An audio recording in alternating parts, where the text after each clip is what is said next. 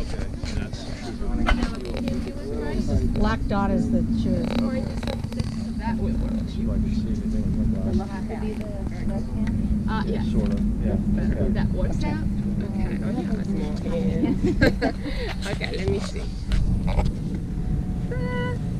And it can be loose, it doesn't matter. It can be loose, it can be bigger. There they are. All right. Okay. I got the waivers. You guys already. Yeah. This one. That's fine. The most important thing that you can just do this. Okay. So, as long as it's comfy. Okay. Okay. All right. Right. Step one. And Leave it to a kid, right? Hey, well, you know. all right. That's,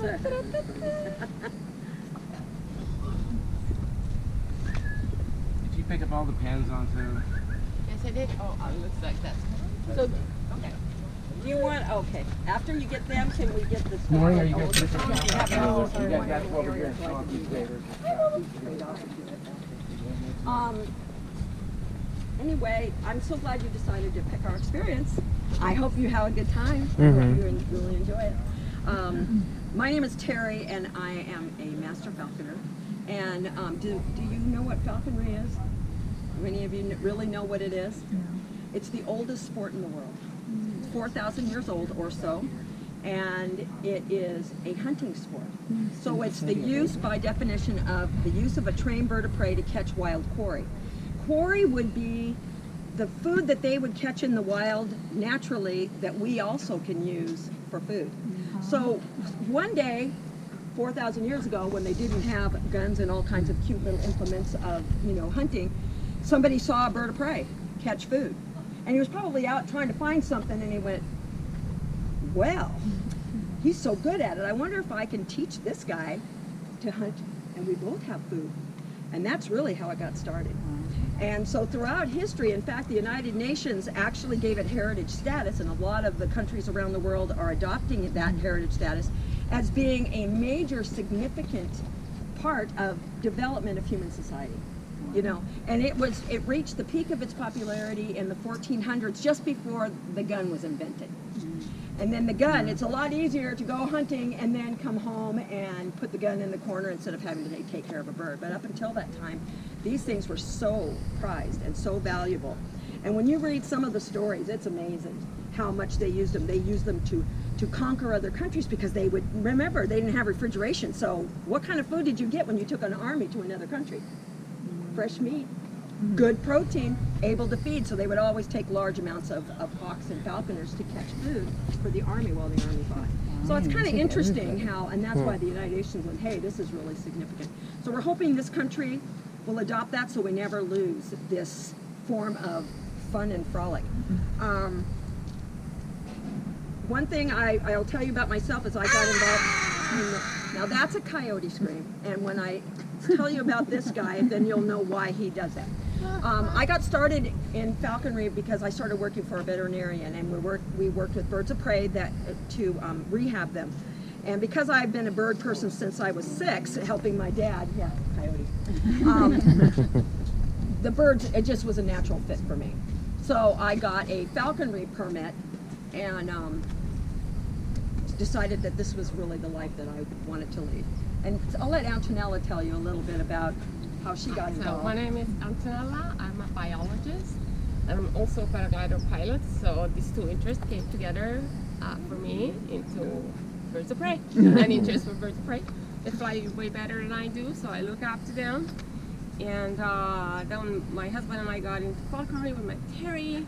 We've been learning, and then together we decided it would be really nice to share a passion for birds with anybody who wants to spend an hour with us learn about it.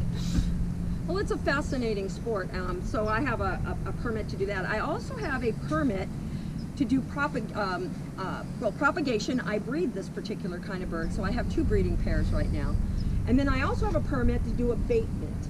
Now, abatement, I worked at SeaWorld, chasing seagulls away from people who were trying to eat, and seagulls are mean, and they steal food, and they bite people, and they're really nasty. I worked also at Belmont Park and the racetrack, and then golf courses, because ducks and coots get on the grass, and golfers don't like it when they poop on the grass. So we would chase them and get rid of them.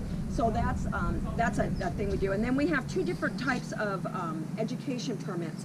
One of them is a state permit, so we can use non-native species, and the other one is a federal permit.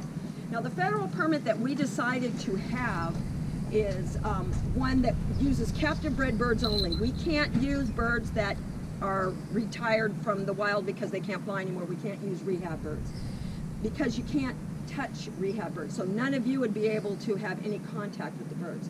But because we're using captive bred, we were able to apply for a permit that would allow you to have contact with the birds. So I was just telling them I have a falconry permit, abatement permit, breeding permit, and the education permits. Now you notice how many times I said permit. Remember, you were asking if it was regulated. For every different thing you want to do with a bird of prey, you have to have a permit for it. They are on the Migratory Bird Treaty Act, so these are protected birds. They actually, even though this bird was paid for, it still belongs to the government, technically. We're working on that. Hey, if we buy them or if we raise them, we should be able to keep them. But technically, they belong to the government, which they belongs can to take the them people. away if they want. Yeah, it's highly regulated. For our permits, we get inspected every year. Fish and Wildlife guy comes, but he's so cool. We just really like him. But if you obey the law, you don't have a problem. And that's part of the problem is people don't think that they should obey the law. And you'd be surprised how many people get birds of prey out of the wild that have been hurt and they keep them. I talk to people all the time. I go, you can't do that. It's against the law. So it's kind of interesting. Is it hard to get the permit? You have to jump through some hoops. The first thing you have to do is take a test to make sure that you know something about the birds of prey. Then you have to get a sponsor, and then you go through a 2-year sponsorship. You have to build specific housing for them and stuff like that. Getting a sponsor is probably the hardest part because you got to find somebody who's willing to give you 2 years of their life, which, let me tell you, can really be draining.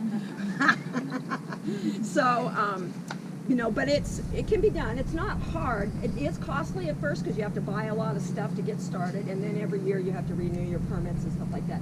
You have to take gun safety class to get a hunting license, because you have to have a hunting license because it is hunting. And I was in class and I go, I probably will never shoot a gun, which isn't true because I've not shot a gun. Hey, well, you know. But that's, yeah, it's not hard, but, you know, it's still jumped through. You just have to do all the steps. You Yeah. can't. And every state has their own particular birds that you can use and all that, because you actually trap them. And I think some states allow captive, but I recommend always trap a wild bird, because if you mess up training it, you can just let it go, you know. But if you mess up a captive bred, you're stuck. And it can be a real drag if you get a screamer, you know. So, so the next little introduction I want to do, this is Gray Wind, and he's a Harris's hawk.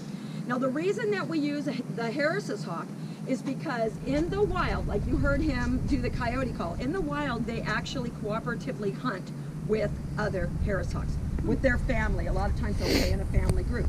If a bird is on the ground, that coyote call tells everybody there is a coyote in the area. Be careful if you're on the ground, because coyotes like to move in when they're on game and kill them and eat them. So it's just a warning call, just like, what do they call those cute little... Bird up.